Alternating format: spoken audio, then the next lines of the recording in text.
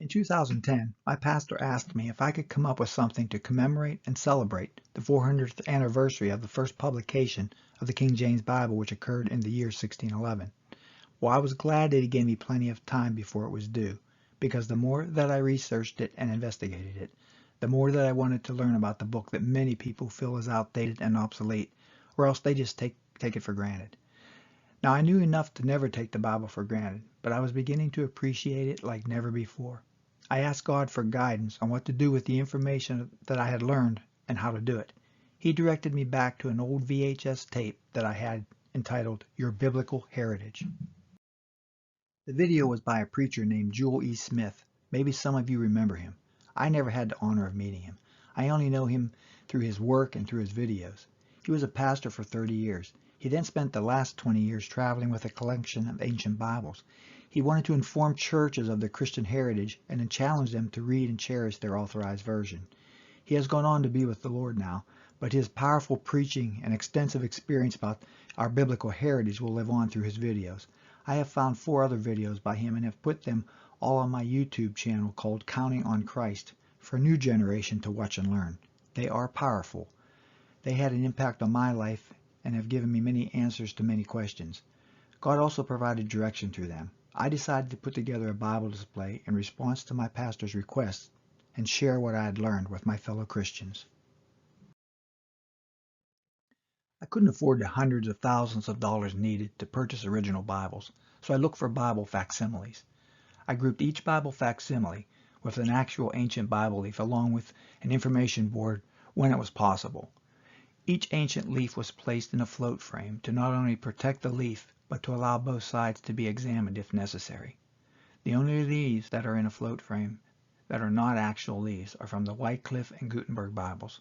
That's because an actual leaf from a 1454 Gutenberg Bible could cost between $50,000 and $100,000. Some of the actual ancient Bible leaves on display are close to 500 years old. The Bible facsimiles represent Bibles over 600 years old.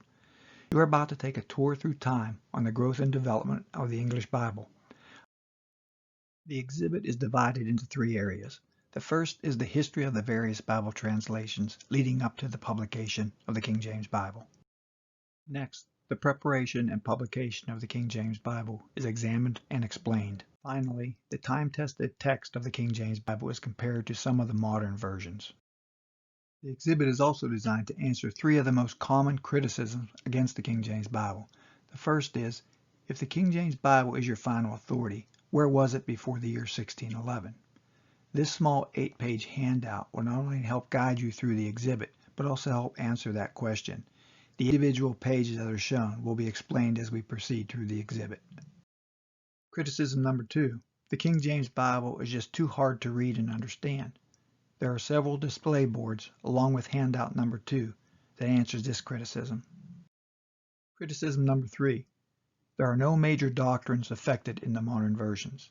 This handout, along with 3 display boards, examine important doctrinal issues that are affected by the modern Bible versions. As you follow through the exhibit, you will be able to view a timeline of the history of the English Bible, follow the growth and development of the Scriptures, examine many display boards for little-known facts, learn what some great men like John Wycliffe, William Tyndale, Miles Coverdale, and John Rogers all had in common. Read some of their early English translations.